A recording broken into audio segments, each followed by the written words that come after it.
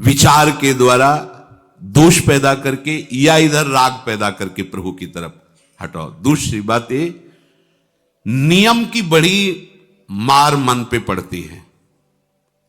मन को मारने के लिए नियम का बहुत पालन करना जरूरी है।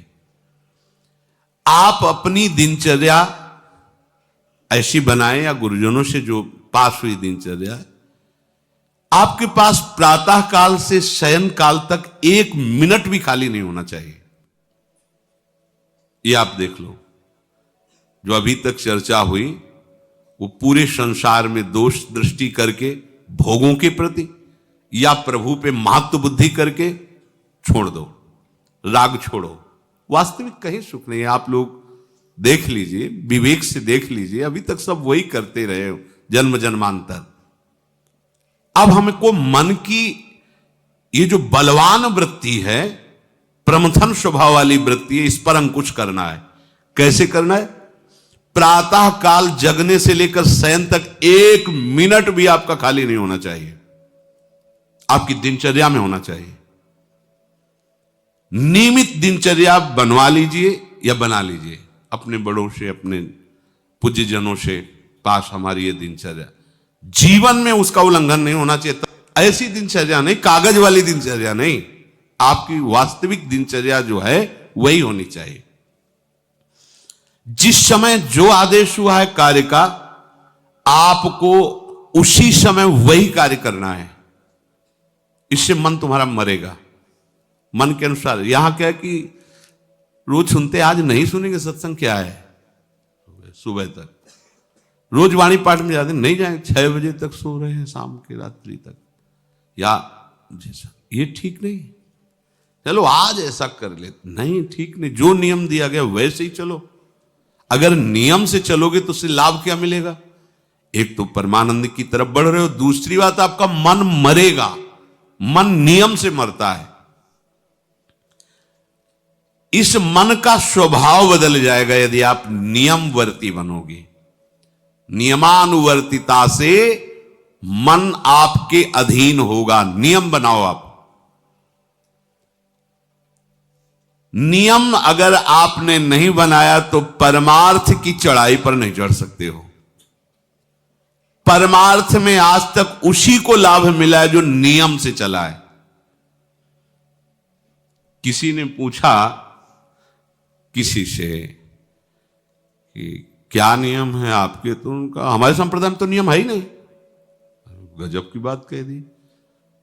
यहां का जो नेम है वो प्रेम से शासित है। प्राण चले जाएं पर वो नेम छोड़ सकते हैं? देखो ना, मन क्रम वचन त्रिशुद्ध सकल मत, नेम नहीं है। जो अब कह रहे हैं उसी के अनुसार जीवन चलाना है। प्रियालाल के सुख का नेम, प्रियालाल के नाम जप का नेम। प्रियालाल हमारे यहां कोई नियम ही नहीं, मतलब खाओ पियो पड़े रहो केवल से।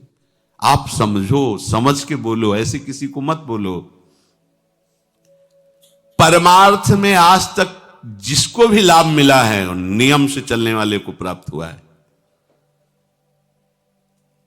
इष्ट आराधना में जो जो आपको नियम मिले हैं उनमें शिथिलता नहीं होनी चाहिए, और बहुत काल तक एक नियम में चलने वाले को सिद्धि प्राप्त हो जाती है। जिस स्थान पर, जिस आसन पर, जिस समय पर जो मंत्र जितना, वो नियम होना चाहिए।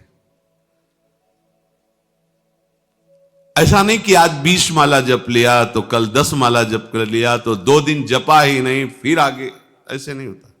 एक नियमानुवर्तिता। 5 मिनट का भी अंतर आपके नियम में जब नहीं पड़ने लगेगा, नियमित नियत समय, यह संतों में देखा गया है। 6 बजे उठना, 6 बजे शयन, 6 बजे उनकी जो दिनचर्या, एक दिन अगर देख लो तो दूसरे दिन तुम कह सकते हो इस समय ये साधन कर रहे होंगे, क्योंकि उनका नियम है, वो वैसे ही मिलेंगे। बड़े बड़े महापुरुषों में देखा गया है। ये 2 बजे के जगने का समय तो मतलब जैसे लगभग विषयी पुरुष सब सोते हैं, ऐसे लगभग जो भगवत प्राप्ति की लगन वाले साधु 2 बजे जग जाते हैं सब। ये नहीं कोई आश्चर्य की बात नहीं है, हमने देखा है। गंगा के किनारे जैसे ब्रह्म 2 बजे शुरू हो जाता है, कुआं से जल अर्चना और सब दिनचर्या गंगा नहाने के लिए, फिर जाना बाद में, यहीं से स्नान करके फिर बाद में गंगा स्नान करने जाना। जो अनियमित साधन करता है, यद्यप साधन अविनाशी, पर मन मरेगा नहीं, मन अधीन नहीं होगा, ध्यान रखना। अनियमित, नियमित, आज 1 घंटे बैठे, कल 30 मिनट बैठे, परसों 10 मिनट, और फिर आगे बैठे ही नहीं 2-4 दिन, बिल्कुल नहीं, ऐसा नहीं। चाहे 10 मिनट से शुरुआत करो तो 11 होना चाहिए, कभी 9 नहीं होना चाहिए। और बार बार दिनचर्या का परिवर्तन नहीं होना चाहिए, मंत्र का परिवर्तन नहीं होना चाहिए, नाम का परिवर्तन नहीं होना चाहिए। खाने पीने का, शयन का, जगने का बिल्कुल नियत समय होना चाहिए मन को वश में करने के लिए। ये जो लोग ने कि जब जहां जैसे आया चिड़िया की तरह चुनते रहते हैं, कुछ लोगों को तो देखा है, यहां तो थोड़ा शासन है। सत्संग में भी बोतल खोली, एक एक घूंट ऐसे थोड़ी थोड़ी देर पर, अरे मर थोड़ी जाओगे, अमृत बरस रहा है, भगवत चर्चा को उसका पान करो। चिड़िया की तरह कभी ऐसे जेब में डाले, वो रंगीन पुड़ियों नहीं होती है, ऐसे थैली निकाला, भुजिया चवा, 2 पानी, ऐसे मर थोड़ी जाओगे। एक बार भोजन डाल दो, प्राण पोषण होता रहेगा, एक बार नहीं 2 बार से। इसके बाद ज्यादा ये नहीं होना चाहिए, थोड़ा ये पाया, थोड़ा वो पाया, थोड़ा प्रसाद में मिले प्रणाम कर लिया, जरा चख लिया, रख लिया, जब प्रसाद पाएंगे तब पा लिया। बार बार खान पान से भजन में विक्षेप पहुंचता है। अगर मन को मारना है, भगवत प्राप्ति करना है, तो खान पान का समय, शयन का समय, शयन का समय मानो आप 9 बजे से 2 बजे तक, 9 बजे आप सैया पर होना चाहिए। 2 बजे आप सैया छोड़ ही दो, नींद आई हो या ना आई हो, इससे कोई मतलब नहीं। नियम सो नियम, ये नहीं आज रात में नींद नहीं आई तो आज सो लेते, नहीं, उठो तुरंत। आपकी दिनचर्या, अपने लोगों ने अभ्यास जब किया ना, तो उसमें यह नहीं कि जग के विचार करना है कि उठना है। जेव ही घड़ी पर दृष्टि गई, आज तक भगवत कृपा से कभी अलार्म नहीं लगाया, बचपन से लेके अभी तक। मिले ही नहीं घड़ी तो अलार्म क्या लगाए, गंगा के लिए घड़ी लेके कौन घड़ी देगा, गरीब किसानों के। एक समय निश्चित, 5-10 मिनट के अंतर की बात नहीं कहते, तुरंत वस्त्र हटाओ, तुरंत। ये नहीं कि ओढ़ के ध्यान करेंगे, वो ध्यान नहीं होगा, वो सो जाओगे। वो पहले अगर सर्दी के समय हटा दिया, ऐसे खुले बैठो, ठंडी लगेगी। अब नाम जप करो जितनी देर तुम्हारा नियम हो, नहीं तो चलो अपना शौच स्नान पवित्रता। फिर उस शयन वाले आसन पे न बैठे। अगर फिर नहा धो करके बैठ जाओगे तो एक नींद पूरी और हो जाएगी उसमें। और प्राय लोग यही करते ना कि पहले तो बोले नहाने धोने की जरूरत नहीं, नाम जप कर लेंगे, उसी में बैठे। ओढ़ के अगर बैठ गए तो सूर्य उदय हो गए, कितने नाम जपा उनको खुद पता नहीं, क्योंकि वो कम्बल की उसमें, या नहा के जल्दी से ओढ़ के बैठ गए फिर सो गए। ऐसे साधना नहीं होती। स्नान करने के बाद फिर आसन में बैठ कर बहुत साधारण अवस्था, ऐसा नहीं कि खूब गरम गरम कंबल ऐसे ओढ़, नहीं, ठंडी लगनी चाहिए, शांत बैठ, आंख खुली। ध्यान नहीं करना चाहिए, आंतरिक ध्यान करो। आंख मूंद ली ना तो सुषुप्ति में पहुंच जाओगे। ध्यान पूर्वक ऐसे, जैसे चातक स्वाति की बूंद को निहारता है। भागवत में आया कि कैसे सुरता होना चाहिए, वक्ता के प्रति चातक दृष्टि से देखते हुए एक एक शब्द श्रवणेंद्री से वो पान कर रहा है, ऐसे शांत तो एकदम देखते हुए ऐसे पान। श्रुता सोई परम सुजान, सुनत चित रति करे। आपके वस्त्र पहनने का ढंग, चलने का ढंग, बोलने का ढंग सात्विक होना चाहिए। सोमवार को अमुक रंग का, मंगल को अमुक रंग का, बृहस्पति को अमुक रंग का, ऐसे ऐसे। चलने की भी अलग अलग स्टाइल, अलग अलग से डालना का। अगर भगवत प्राप्ति करनी है तो सात्विक चाल हो, सात्विक भाषा हो, सात्विक वस्त्र हो। इनका भी बहुत प्रभाव पड़ता है, वस्त्रों का भी प्रभाव पड़ता है, चाल का भी प्रभाव होता है। अभिमान की चाल देखना, छाती में हड्डी हड्डी पर फैला के चल रहे मानो सूरवीर है। हाँ, जांघ में मांस नहीं है, केवल पैंट ही पैंट दिखाई दे रहा है, बात ऐसा विमाल ऐसे टांग चला, मानो ये सब नहीं। सात्विक वृत्ति से चलो, सात्विक कपड़े पहनो। ऐसा नहीं कि अब लाल ही पहनना है तो अमुक कंपनी का आना चाहिए, लाल रंग का या पीले रंग का। कितने का स्वेटर? बोले 1,70,000 का है। अपना जीवन सात्विक हो, सात्विक वस्त्र भी वस्त्र और हमारा चलना भी सात्विक हो, हमारा बोलना भी सात्विक होना चाहिए। अब इसके बाद उपासक को देखो, ये तो नियमावर्तिता हुई। अपने मन के ऊपर हर समय दृष्टि रखनी। उपासक शब्द इसीलिए है, विषयी पुरुष नहीं रख सकता। उपासक को हर समय मन पर दृष्टि रखना है। क्या सोच रहा है, ऐसा क्यों सोच लिया इसने, ऐसा क्यों ये प्रेरणा आई? क्या हमारा भोजन गलत हुआ, क्या संग गलत हुआ, क्या हुआ? पूरी जांच हो रही। आप सच्ची मानना, प्रारंभिक बात तो अलग है कि मन पूर्वश, नहीं तो ऐसा नहीं है कि काम के विषय में सोचने लगे, ये लोभ के विषय, ऐसा नहीं है। आपका संग गलत हुआ, आपका दर्शन गलत हुआ, आपका गलत श्रवण हुआ, भोजन गलत हुआ, तो ही हो सकता है। नहीं, ऐसे नहीं कि भगवत चिंतन की धारा में बीच में काम आ जाए, बीच में क्रोध आ जाए। प्रारंभ में तो ऐसा होता है, लेकिन आगे बढ़े हुए उपासकों को फिर ये दिनचर्या में अपनी जांच करनी, क्या गलत हो गया, आज क्या खाया जो हमारे मन में ऐसे विचार आ रहे हैं, आज किसका संग किया जो हमारे मन में ऐसे विचार आ रहे हैं। यद्यपि बड़ा कठिन है मन की जांच करना, क्योंकि हम मन ही बने हुए हैं, तो जांच क्या करेंगे? जांच तो वो कर सकता है जो थोड़ा मन से अलग हटा है ना, दृष्टा भाव देख रहा है मन को। हम तो मन ही बने हुए हैं, जो चाहता है वो हम चाहते हैं। देखो ना, बहुत बातचीत से समझ में आता है।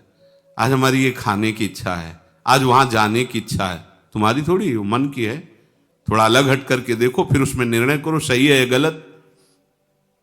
जो जो विचारों में आप सपोर्ट दे देंगे वो मन के संस्कार बन जाएंगे। आप सपोर्ट नहीं देंगे तो संस्कार नहीं बनेगा। ये बहुत खास बात है। जब आप भजन में बैठे हो, साधन में, या चलते फिरते उठते बैठते, ये जो शास्त्र विरुद्ध गंदी स्फुरणा दे, आप बिल्कुल इसको सपोर्ट मत करना, नहीं ये संस्कार बना देगा। फिर वो आपके न चाहने पर भी आपको परेशान करेगा। और यदि आप बिल्कुल उदासीन रहे, जैसे पागल आदमी पीछे बोलता चला जाए, आप कुछ मत बोलो, वो दूसरी दिशा में चला जाएगा, ऐसे ही मन शांत हो जाएगा आपका। ये आपको फेंकता, आप परेशान मत होना, ये फेंकता रहेगा जो उसने जमा किया है, फिर शांत हो जाएगा, फिर नष्ट हो जाएगा, उसका विषय स्फुरण नष्ट हो जाएगा। अगर कहीं मन भगवत संबंधी सलाह दे तो उसको दुलार करना चाहिए, सराहना कर, वाह आज आपने बहुत सुंदर बात। मन आपको कभी कभी अच्छी सलाह दे, और जहां आपको बुरी सलाह देने लगे तो फिर उसको धिक्कार दो कि प्रभु से बढ़कर तुमको ये लगा, प्रभु के नाम रूप से बढ़कर लगा। अंदर होना चाहिए, बाहर भले मत। ऐसे होगे ना, वो सुधरने लगेगा। बस ये अच्छे से ध्यान रखो, जब ये गलत प्रेरणा करे तो या तो एकदम उदासीन, और या फिर इसको डांट लगा दो, प्रभु की तरफ चलना है, क्या गंदी बात अंदर। नहीं नहीं, अभ्यास से मन असत कार्यों को छोड़कर भगवत कार्यों में लगने लगेगा। धीरे धीरे जब इसको स्वाद मिलेगा तो पूरा का पूरा ये आपके अधीन होने लगेगा। ऐसा नहीं है कि मन वश में नहीं, मन वश में की वश की बात, मन की ताकत नहीं होती कि विषयों में चला जाए। आप करके तो देखो भजन, नहीं ऐसा होता तो पूरा जीवन बर्बाद हो जाए। फिर जो मन ही वश में नहीं होता फिर क्या? नहीं, ऐसा नहीं। पूरे जीवन को पढ़ा है। साधु की सबसे बड़ी पढ़ाई मन की होती है, वो मन को पढ़ता है, पूरे जीवन मन को पढ़ा है, उसने देखा है मन, अब क्या परिवर्तन, अब क्या परिवर्तन, अब क्या स्थिति, अब क्या स्थिति। सच्ची मानिए, एक दिन मन मनमोहन बनकर के अनुभव करा देता है। कहीं और अनुभव नहीं होता, इसी में अनुभव होता है। निहाल कर देता है, धन्य धन्य कर देता है। बस इसके असत वासनाओं, असत चेष्टाओं, असत स्फुरणाओं का आप साथ न दें तो ये आपसे अलग हो नहीं सकता। ये भगवदानंद में डुबो देगा। इसे अधिक से अधिक भगवत चर्चा सुनाओ, इसे अधिक से अधिक प्रभु की छवि के दर्शन कराओ। देखो, भरो, मन में भरो, खूब भगवत चर्चा करो। प्रभु की श्री विग्रह, आप जिस कमरे में शयन करते हो उस कमरे में कहीं भी कोई सांसारिकता नहीं होनी चाहिए। परिवार की फोटो या किसी अन्य आकर्षणकारी वैभवशाली की फोटो, ऐसा नहीं, या कोई अपने आराध्य देव गुरुदेव संत भगवान, एक से एक भगवत प्रेमी महात्मा, उनकी संतों की छवि, प्रियालाल की छवि, जिधर दृष्टि जाए भगवत स्मृति में लगा दे। उठते बैठते अपना तो कमरा अंदर से ऐसा ही होना चाहिए, पूरे कमरे में नाम लिख लो, राधा राधा राधा वल्लभ सिंह, राधा राधा राधा राधा, या लिखी हुई टांग, बहुत आपको लाभ मिलेगा। जिधर अब राधा राधा राधा, अखंड स्मृति। और उस जो आपका वास्तविक साधन कक्ष हो, शयन कक्ष हो, अगर ऐसा हो जाए तो बहुत बढ़िया है। अन्य का प्रवेश ना हो, कोई भी हो, सदगुरुदेव की शिवा, आराध्य देव की शिवा, उसका आप देखना, इसका बहुत बड़ा प्रभाव होता है। कई बार इस बात का अनुभव हुआ कि जैसे बाहर मन विक्षिप्त हो गया किसी बात से, किसी उपासक से, और जे भी एकदम जैसे एकदम बदल गए व्यक्ति, और भजन बड़ी तीव्रता से होने, क्योंकि वहां परमाणु भजन के वो भागवती कक्ष होता है। इसके लिए भाई जी ने भी सावधान किया, अगर ऐसा हो जाए तो, मान लो असुविधा है तो कोई बात नहीं, अगर ऐसा हो जाए कि भगवत मार्ग के पथिक का जो वास स्थल है, जहां वो शयन करता है, बैठता है, उसमें सांसारिक पुरुषों का प्रवेश ना हो। इसलिए हो सकता शब्द लगाएगा, एक ही परिवार में रहते हो, आप ऐसा झगड़ा करोगे कि हमारे कमरे में ना जाए कोई रिश्ते नातेदार या अन्य परिवार के सदस्य, कठिन हो जाएगा। अगर हो सकता हो तो भगवत प्रेमी महात्मा के शिवा, भगवत भजन करने वाले के शिवा प्रवेश न हो, तो आप देखो कि उस कमरे में ऐसी परमाणु आ जाएगी कि आपका मन वहां प्रवेश करते ही भजन में लगने लगेगा, बड़ी शांति का अनुभव होगा। इसे खूब भगवत चर्चा सुनाओ, भगवत चर्चा करो, और भगवत श्री विग्रह के दर्शन कराओ, बड़ा लाभ मिलता है। जिसे